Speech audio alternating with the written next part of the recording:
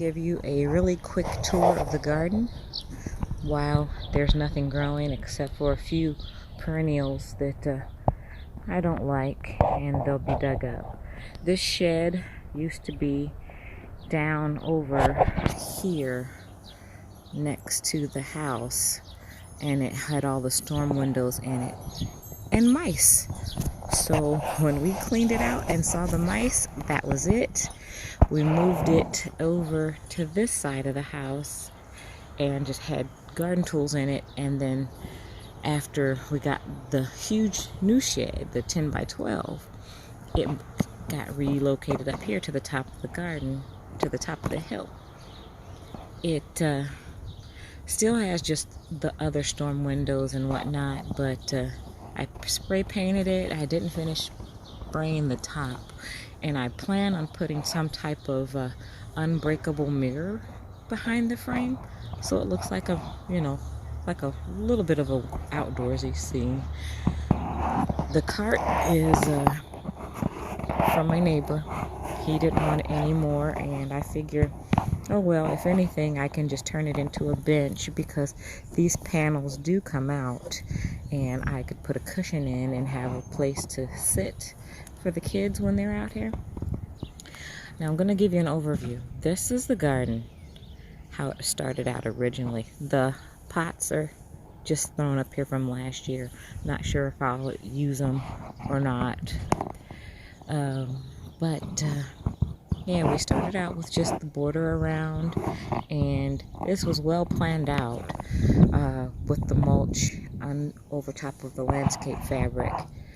But it did used to end right here, and I decided, well, let's extend it all the way over instead of having to cut grass. And at the other end, it also had the same thing. It ended right where that wood is, and my favorite place to sit. That was from a branch when the tree was damaged by lightning. So I cut that and kept it as a nice seat, because I sit there and I put my feet here, and it's a good little thinking spot. But anyway, the garden used to end here, and this was all grass. Then I decided, hey, let me extend it some more, and this actually needs more mulch because I just had a little bit of leftover and threw it, but I have to go get another truckload in another week or so. And then the B-word neighbor complained about my tree, so I had it topped off. There's part of the other, because they made it too high. I wanted it 10 feet, not 12. So that's more than 2 feet right there. But anyway, it's going to be a table or something. I don't know. I just like it sitting there, because I can always come over and count the rings on it, or just let my radio sit here when I'm working. And I had a bunch of asters growing over here. At one time I had a butterfly bush that somehow didn't make it. So I decided, hey, let's box this off and make it more garden space.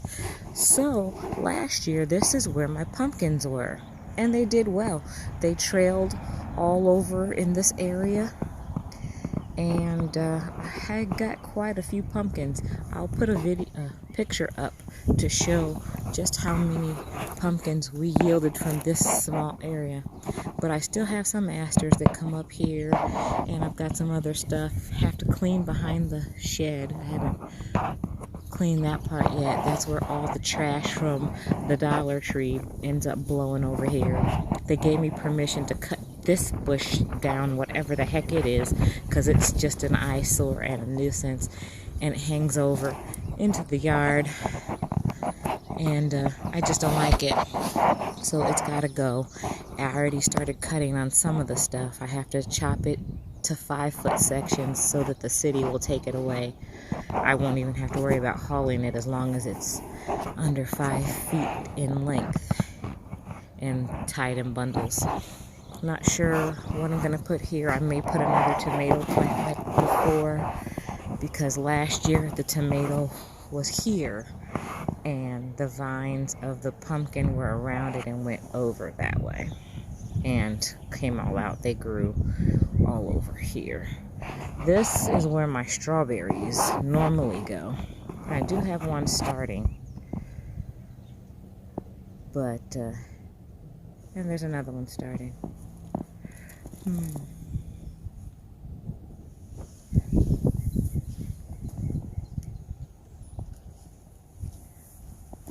But my fencing is being replaced because it just wasn't functional. It did keep the chipmunks and the birds and things out from eating my strawberries, but it was a hassle for me to get in and pull the strawberries myself. So this is going to get redone with some PVC pipe and new wiring and a better top. So yeah, what happened was this laid on top and I had a pole in the middle that it rested on, and I had like some more of the wood laying across it to weigh it down, but it was just a nuisance. So I'm going to recreate a functional cover, and those are my embraces that I won. Aren't they beautiful? They are nice and rusted, and even though they're carrots, and I don't grow carrots in there, I don't care. I love them. The trellis is just PVC pipe with some crossbars, a couple of crossbars, and then I don't know what happened there. One year that one broke, and it's been pretty wonky ever since. But and I tried to tape it. Duct tape does not fix everything, okay? I repeat, duct tape does not fix everything. So it works well enough. It still allows my plants to grow up and over. And it ends in the second garden bed, which makes a nice little covering. So I'll grow one crop on this side and a different crop on that side, and they just mix and mingle somewhere in the middle. It'll be cucumber over there, lemon cucumber like I did a couple years ago, and over here it'll be my summer squash. Last year I did cantaloupe, and I can't remember what I had over there last year on that end. But anyway, you get the idea. My feet never get dirty in my garden. I can come up here right after a hard rain and I still won't get dirty because of the mulch. And like I said, it was planned that way. Oh, I almost fell. I almost tripped over my other holder. That's for my tiki torch. I have one down there too, and then I have another just in-ground spike somewhere over here. I think it's more over this way. I'm not sure. Who knows what I did with it. But anyway, oh, the wheelbarrow is just gonna get some kind of vining plant. This is my lilac bush that usually blooms way at the top, and I can never get them. Before, when this was grass, I would back my SUV up and climb on top of it and cut them down and bring some in. But those days are over, since I'm not going to drive over top of the edge. Anyway, the TP is going to be for Jackson's peas. He loves peas, and I know once he gets some fresh out of the garden, he'll love them even more. By then he may have teeth and he can just eat them plain without being pureed in the blender. This will be for my tomatoes, and peppers will grow around it. That's some straight neck garlic.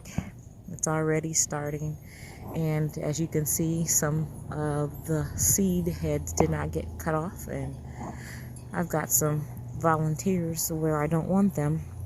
So these will probably get moved to a pot and see how well they do.